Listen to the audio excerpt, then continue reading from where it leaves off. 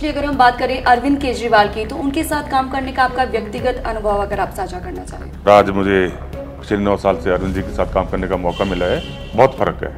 लोग कहते हैं कि पहलवान की मोटी बुद्धि होती है, लेकिन ऐसा नहीं है। देखिए, मैं तो यही कहूँगा कि मुझे जल बोर्ड से, CISF से और निगम से लेके विधायक तक का एक्सपीरियंस है और 3 मुख्यमंत्रियों के साथ मैं काम कर चुका हूँ।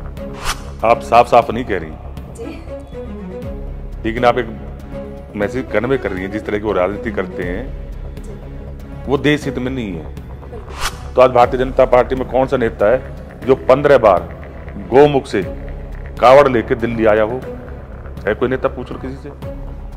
मैं लेके आया हूँ गोमुख से पैदल दिल्ली, और वो 12 दिन में। जब उनके कैबिनेट में बैठी मंत्री, इतनी बड़ी मंत्री के पति ऐसा बयान दे रहे हैं, तो कुछ ना कुछ तो है ना जी। घर में तो चर्चा होती होगी। नमस्कार, आप देख रहे हैं पंजाब केसरी और आज हमारे साथ मौजूद हैं सहीराम पहलवान जी, जो कि आम आदमी पार्टी के प्रत्याशी हैं, लोकसभा प्रत्याशी हैं साउथ दिल्ली से। स्वागत है सर आपका हमारे प्रोग्राम में। Thank you. सर, सबसे पहले आपसे यही जानना चाहेंगे कि आप जो कुश्ती का अखाड़ा है उससे निकल के राजनीति में आने का विचार कैसे आया? हर रिपोर्टर यही पूछता है पहले जी। देखिए, मैं पहलवानी करता था, नेशनल गोल्ड मेडलिस्ट हूँ और मुझे कोई शौक नहीं था राजनीति का। लेकिन पहलवानी छोड़ने के बाद कुछ चीज़ें ऐसी आई। पिताजी हमारे कांग्रेस ब्लॉक कमेटी के अध्यक्ष रहे, तो उनके पास नेताओं का आना जाना लगा रहता था। तो उनके साथ तो ऐसे ही थोड़ी बातचीत करते करते करते एक समय ऐसा आया कि मेरे यहाँ एक झुग्गी झोपड़ी कैंप था, इंदिरा कल्याण बिहार गाँव के नज़दीक ही। वहाँ कुछ मेरे पर्सनल जानने वाले लोग थे उस झुग्गी झोपड़ी में, पहलवानी के शौकीन थे। वो मेरे पास आते जाते रहते थे। तो DDA उसे तोड़ने आ गई। तो उस समय जो भी पॉलिटिकल आदमी थे, आज के जो हमारे भाजपा के प्रत्याशी हैं, ये विधायक थे। विधायक होने के नाते ये इनके पास गए। इन्होंने साफ हाथ खड़ा कर दिया कि मैं इसमें कोई मदद नहीं कर पाऊंगा। वो लोग फिर मेरे पास आ गए, क्योंकि पहलवानी के उससे थोड़े लोगों में ज़्यादा जान पहचान थी, लोगों में उठना बैठना था। क्योंकि देहात का टाइम था, लोग कुश्ती के शौकीन थे कि पहलवान जी इस तरह से DDA हमारी तोड़ रही है, हमें उजाड़ रही है। तो हम विधायक जी के पास गए, उन्होंने साफ मना कर दिया कि मैं इसमें कोई हेल्प नहीं करूँगा। तो हम चाहते हैं आप हमारी मदद करें। मैंने पिताजी से बात की। पिताजी ने कहा, ये आज इनको ज़रूरत है आपकी, आपको इनकी मदद करनी चाहिए जी। मैंने कहा ठीक है, जो भी मेरे से हेल्प होगी मैं आ जाऊँगा। मैंने सब लोगों को अपने को मैसेज दे दिया, कभी अगर तोड़ फोड़ करने DDA आती है, फोर्स आती है, तो उनको तोड़ने नहीं देना। तो वही हुआ, DDA आई पूरी फोर्स को लेके। लेकिन मैं कहूँगा कि एक अच्छी मोमेंट तैयार हुई वहाँ पे, क्योंकि झुग्गी झोपड़ी एक बहुत बड़ा एरिया है मेरी विधानसभा में। मैंने सबसे रिक्वेस्ट करी कि यार आज इनके साथ है, कल तुम्हारे साथ होगा। आज अगर आप इकट्ठे हो जाओगे तो हो सकता है इनकी जान बच जाए, बाद में तुम्हारी ही मदद करेंगे। तो कुछ ऊपर वाले की ऐसी कृपा हुई कि उस दिन करीब 6 से 7 हज़ार लोग इकट्ठा हो गया। और जब विल्डोजर आया तो हम विल्डोजर के आगे लेट गए। हम उठे ही नहीं, पब्लिक ने उठने ही नहीं दिया। तो विल्डोजर को और दिल्ली पुलिस को वहाँ से वापस जाना पड़ा। बस लोग उसके बाद शुरुआत होगी। यानी जो पावर थी उसने कहीं कहीं, जो पावर होती है राजनीति में, उसने आपको अट्रैक्ट किया इस तरफ आने के लिए। हाँ जी, बिल्कुल। तो आप पावर के चलते राजनीति में आए, उसके बाद आपने दूसरी पार्टियों में कांग्रेस और BSP के साथ भी काम किया है, लेकिन अब आप आम आदमी पार्टी के साथ हैं। तो वो अनुभव किस तरह का आपका रहा है? स्पेशली अगर हम बात करें अरविंद केजरीवाल की, तो उनके साथ काम करने का आपका व्यक्तिगत अनुभव अगर आप साझा करना चाहें। देखिए, व्यक्तिगत तो मैंने शीला दीक्षित जी के साथ भी काम किया है, साहब सिंह वर्मा जी के साथ भी काम मैंने किया काफ़ी लंबे समय। मैं BJP में नहीं था, लेकिन मैंने उनके साथ काम किया है पर्सनल तौर पे।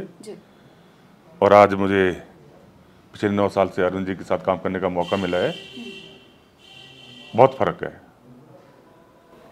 किस तरह का डिफरेंस देखते हैं आप, स्पेशली अगर हम कांग्रेस, क्योंकि कांग्रेस के साथ मिलकर चुनाव लड़ रहे हैं इस बार? देखिए, वो जो है ना, वो बड़े बड़े काम करने की सोचते हैं जी। लेकिन अरविंद जी की सोच बिल्कुल नीचे से चलती है कि जो लाइन में पीछे सबसे लास्ट में आदमी खड़ा है उसकी जरूरत क्या है, वो वहां से शुरू होते हैं। जैसे झुग्गी झोपड़ी की बात करेंगे आप, पहले यहाँ जब शौचालय थे, पहले भी थे, आज ऐसा नहीं है कि अब तो हमने थोड़ी नए बनाया है उन्हें दोबारा से, शौचालय थे पहले यहाँ भी। तो जो आदमी सुबह फ्रेश होने के लिए जाता था, सबसे पहले वो अपने घर में 2 रुपए का सिक्का ढूंढता था, क्योंकि 2 रुपए एक आदमी के चार्ज लिए होते थे वहां। तो अरविंद जी ने वहां से सोचना शुरू करा, देखो कितनी लास्ट सीढ़ी तक पहुंचे, आज वो शौचालय फ्री है, निःशुल्क है। 9 साल से जब से हमारी आदमी की सरकार बनी है, बिल्कुल निःशुल्क है। तो वहां से सोचना शुरू करते हैं। ये बेसिक डिफरेंस है। बिल्कुल, अगर हम बात करें एक खिलाड़ी के तौर पर राजनीति में आने की, आपने एक खिलाड़ी के तौर पे अपने जीवन में शुरुआत की, उसके बाद आप राजनीति में काफ़ी वक्त से सक्रिय हैं। तो ऐसे में अगर एक खिलाड़ी के तौर पर हम बात करें तो आगे राजनीति में इसका कितना फ़ायदा है, और क्या आप आगे अगर लोकसभा में आप चुने जाते हैं तो फिर आप आगे इसके लिए क्या करेंगे? देखिए, मैं तो कहता हूँ कि मुझे उसमें बहुत पहलवानी होने के नाते बहुत मदद मिलेगी और मिल रही है। लोग कहते हैं कि पहलवान की मोटी बुद्धि होती है, लेकिन ऐसा नहीं है। आप ये देख लो कि जब कंपटीशन होता है आमने सामने, तो आंखें आंखों में पहलवान ये पता कर लेता है कि अगला कदम इसका दूसरे पहलवान का कहाँ जाएगा, ये क्या क्या काम करने वाला है। तो इससे तेज आदमी और क्या होगा। बिल्कुल। इसके अलावा आप CISF के साथ काम कर चुके हैं, जल बोर्ड में भी शायद आपने काम किया है, तो उन सारे अनुभवों को कैसे जनता के बीच लेके जाएंगे? देखिए, मैं तो यही कहूँगा कि मुझे जल बोर्ड से, CISF से और निगम से लेके विधायक तक का एक्सपीरियंस है जी। और 3 मुख्यमंत्रियों के साथ मैं काम कर चुका हूँ। बिल्कुल। मुझे निगम की हर समस्या का समाधान पता है, विधानसभा की हर विधानसभा का समाधान पता है। तो मैं तो कहूँगा 27 साल का एक्सपीरियंस है, लोग इसे लेना चाहें तो ले सकते हैं। बिल्कुल। विधानसभा में जनता ने, दिल्ली की जनता ने आपको चुना है, आपको बहुत ज़्यादा प्यार करती है दिल्ली की जनता। ऐसे में स्पेशली तुगलकाबाद की अगर हम बात करें, वहाँ से आप हैं, तो लोकसभा के जो मुद्दे हैं वो अलग होते हैं, विधानसभा के मुद्दे अलग होते हैं और लोकसभा के मुद्दे अलग होते हैं। पिछले चुनावों की अगर हम बात करें तो लगातार यही देखते हैं कि आम आदमी पार्टी विधानसभा में तो अच्छा करती है, लेकिन लोकसभा में शायद हम कहें कि मोदी लहर में फ़ायदा मिल जाता है बीजेपी को। इस पर आपकी क्या राय है? लोकसभा के क्या अलग तरह के मुद्दे आप देखते हैं जिनको लेकर जनता के बीच जाएंगे, ताकि जो मोदी लहर है उससे उबर सके आम आदमी पार्टी और अच्छा कर सके लोकसभा में? देखिए, आप खाली लोकसभा के मुद्दे ना लेके चलें, लोगों को विधानसभा में भी काम पड़ता है। लोकसभा मेंबर विधानसभा में भी काम करा सकता है। ऐसा नहीं है कि एक लोकसभा मेंबर बन गया तो विधानसभा में काम नहीं करा सकता है, निगम के काम नहीं करा सकता, बल्कि मैं कहता हूँ और ज़्यादा करा सकता है जी। और ज़्यादा कर सकते हैं। बाकी लोकसभा में ये है कि उसमें कुछ चीज़ें देश हित की जुड़ जाती हैं, जो देश के लिए योजनाएं बनती हैं, उसमें हमें ये देखना है कि हम दिल्ली की जनता के लिए उन योजनाओं में कितनी भागीदारी कर सकते हैं। जी। अगर सेंटर की बात करें, हम लोकसभा की बात करें, तो बीजेपी एक अलग तरह की राजनीति करती है जो कि हम सब जानते हैं, और बीजेपी जिस तरह की राजनीति करती है वो कहीं ना कहीं उसको पता है कि जो उसका वोट बैंक है, जो उसके वोटर हैं, वो उसको पसंद भी करते हैं। इससे पार पाने के लिए आपने क्या तोड़ निकाला है? क्या इसको लेके आपने कुछ वर्कआउट किया है इसको? नहीं, देखिए, आप साफ साफ नहीं कह रही जी, लेकिन आप एक मैसेज कन्वे कर रही हैं। जिस तरह की वो राजनीति करते हैं वो देश हित में नहीं है। बिल्कुल। वो धर्म की जाति की बात करते हैं। बिल्कुल, बिल्कुल। आप नहीं कह रही, मैं कह देता हूं। देखिए, मेरा अपना मानना है कि धर्म को और राजनीति को नहीं जोड़ना चाहिए, अलग अलग, दोनों अलग अलग पार्ट है। धर्म है, धर्म हम अपनी आस्था से मानते हैं, हमारी आस्था है धर्म में। राजनीति है, हम लोगों के विकास के लिए करते हैं। दोनों बिल्कुल अलग चीजें। अब आपने चर्चा करी दी है तो मैं भी बता देता हूं। जहां तक धर्म की बात है, तो आज भारतीय जनता पार्टी में कौन सा नेता है जो 15 बार गौमुख से कावड़ लेके दिल्ली आया हो? है कोई नेता? पूछ लो किसी से। मैं लेके आया हूं गौमुख से पैदल दिल्ली, और वो भी 12 दिन में। 12 दिन में बड़ी बात है। तो मेरा यह मानना है कि मैं अपनी उस यात्रा को, अपनी उस कावड़ को उस प्रभु के चरणों में समर्पित करने के लिए आया हूं, न कि उसको राजनीति में कैश करने के लिए। प्रचार नहीं करते आप लोग? नहीं करना चाहिए। बिल्कुल, बिल्कुल सही बात है। धर्म और राजनीति दोनों दो अलग चीजें बिल्कुल, हैं, दोनों को अलग रखना चाहिए। धर्म हमारी आस्था है, हम शंकर जी को भी मानते हैं, हनुमान जी की, मैं भक्त हनुमान का भक्तों में पहलवान रहा हूँ, तो हम काली माता को भी मानते हैं, काली माँ को भी मानते हैं। वो हमारी आस्था है। बिल्कुल, लेकिन राजनीति में जनता के मुद्दे अहम हैं। बिल्कुल, राजनीति में मुद्दे ही जनता के होने चाहिए। बिल्कुल सर। अब अगर हम बात करें जेल के बदले वोट, जेल का बदला वोट से, इस तरह की बात, इस तरह का नारा आम आदमी पार्टी की तरफ से दिया गया है, क्योंकि अरविंद केजरीवाल को जैसे कि ईडी ने गिरफ्तार किया, उसके बाद से लगातार उनकी याचिका भी खारिज की गई है। आपको क्या लगता है इसका कितना इफेक्ट होने वाला है चुनाव में, इस बार के चुनाव में, स्पेशली ग्राउंड जीरो की अगर हम बात करें? देखिए, मेरी तो ज़्यादा इस बारे में बात लोगों से नहीं हुई है, लेकिन लोगों के खुद मैसेज आ रहे हैं कि भारतीय जनता पार्टी ने गलत टाइम पे एक ठीक आदमी को जेल में डाल दिया। ये लोगों का कहना है, मेरा नहीं है जी।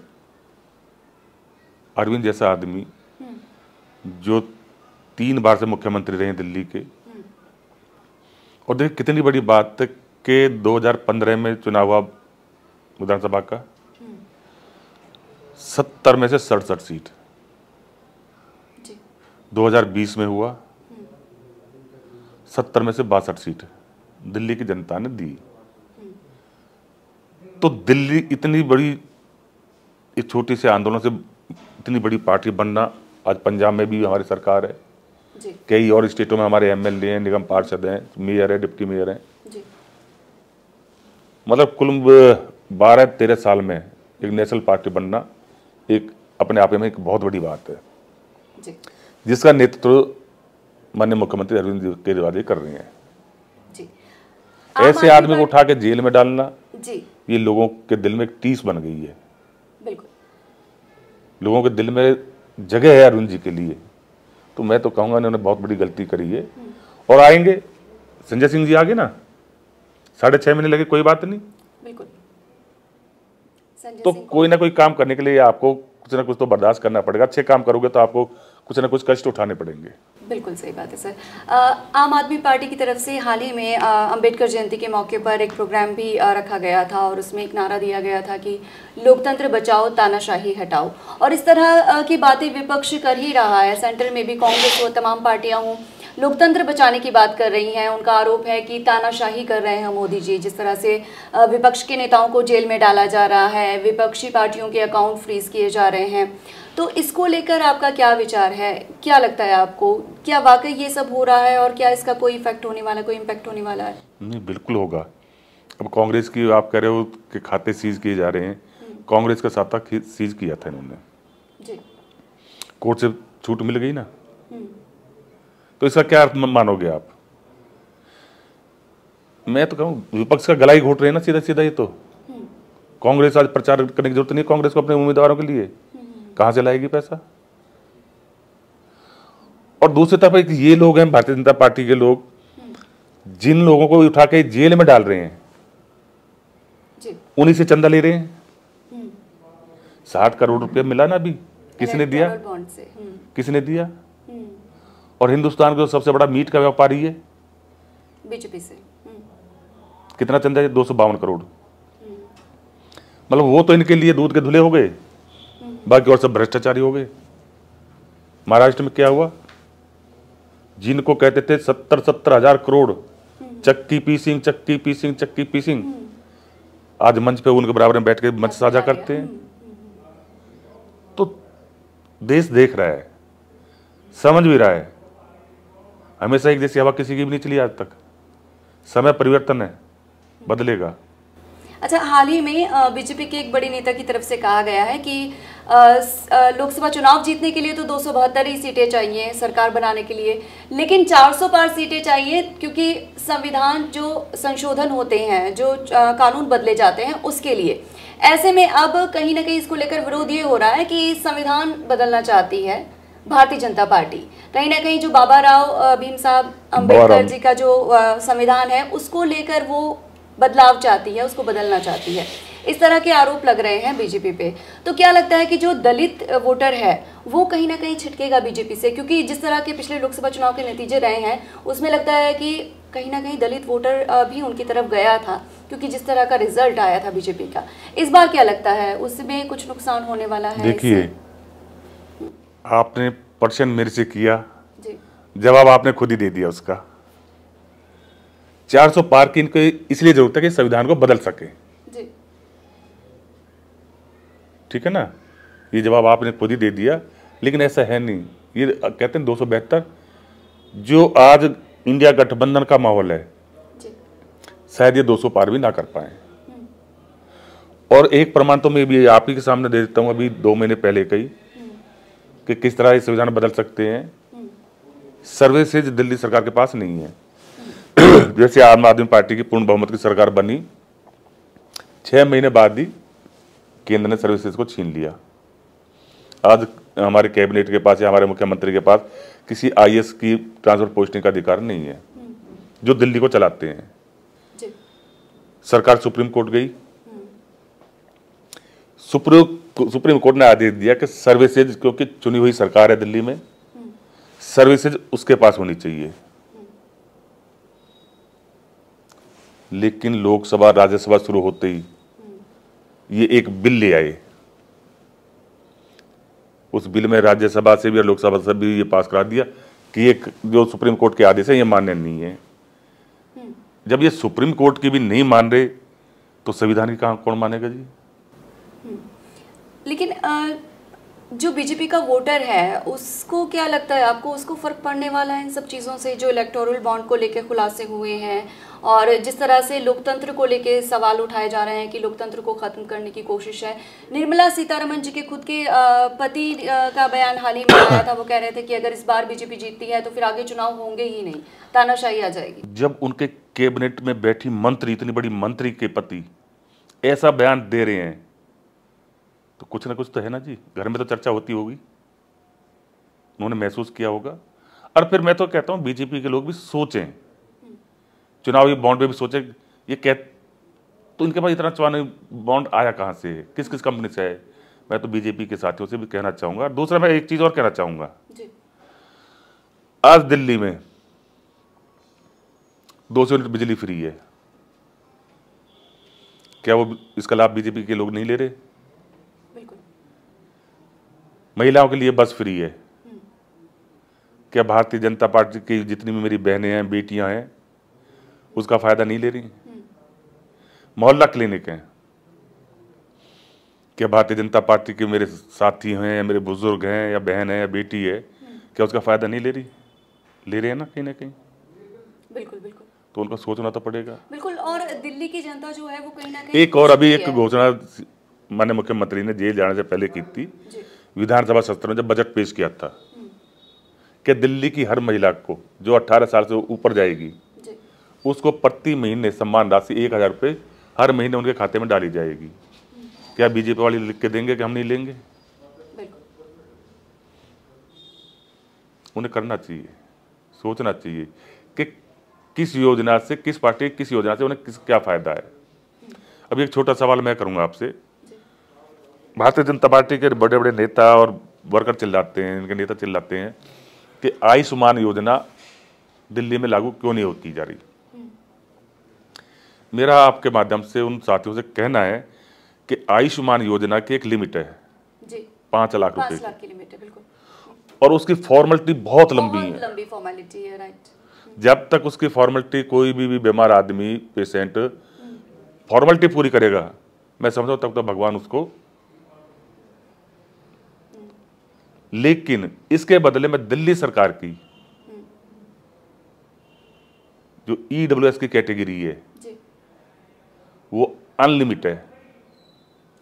5 लाख नहीं, उसमें 10 लाख, 15 लाख, 20 लाख तक का इलाज हो सकता है। और उसके लिए कोई फॉर्मेलिटी नहीं है, उसके लिए खाली आपको इनकम सर्टिफिकेट चाहिए।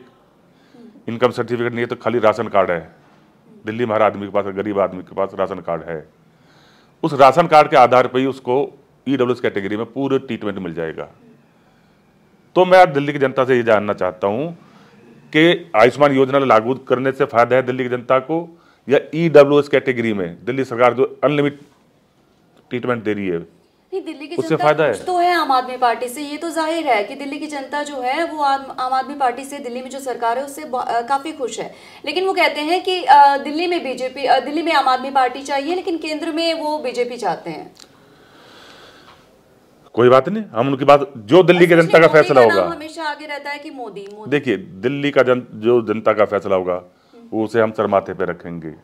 लेकिन एक चीज मैं जानना चाहता हूं दिल्ली की जनता से, 2 योजना 10 साल, उन्होंने सातों के सातों MP भारतीय जनता पार्टी के लोकसभा में भेजने का काम किया है, उनको अपना प्यार आशीर्वाद देकर लोकसभा में भेजे हैं। मैं खाली उनसे इतना जानना चाहता हूं कि 10 साल में 2 योजना में भारतीय जनता पार्टी के सातों सांसदों में से किसी एक ने भी दिल्ली की समस्याओं के बारे में बात रखी लोकसभा में? कभी उन पर चर्चा कराने की मांग की? एक बार भी नहीं की। तो फिर इसमें मोदी जी क्या करेंगे आके? बिल्कुल, जो जनता के मुद्दे हैं वो कहीं पीछे छूट जा रहे हैं और उनको आगे आने की, उन पर काम करने की, उन पर वोट करने की ज़रूरत है। और दिल्ली की जनता ये मानती भी है कि आम आदमी पार्टी ने जो कुछ दिया है, जितनी सुविधाएं दी हैं वो बहुत शानदार हैं और दिल्ली की जनता कहीं ना कहीं खुश भी है आम आदमी पार्टी के दिल्ली में काम से। तो हमारे साथ सहीराम पहलवान जी थे आज और उनसे हमने बहुत सारी बातें की, उनके राजनीतिक सफर के बारे में जाना। सर बहुत बहुत शुक्रिया आपका तमाम बहुत धन्यवाद के लिए। नमस्कार। हमसे जुड़े रहने के लिए हमारे YouTube चैनल को सब्सक्राइब करें और नई वीडियो की नोटिफिकेशन के लिए बेल आइकॉन को दबाएं।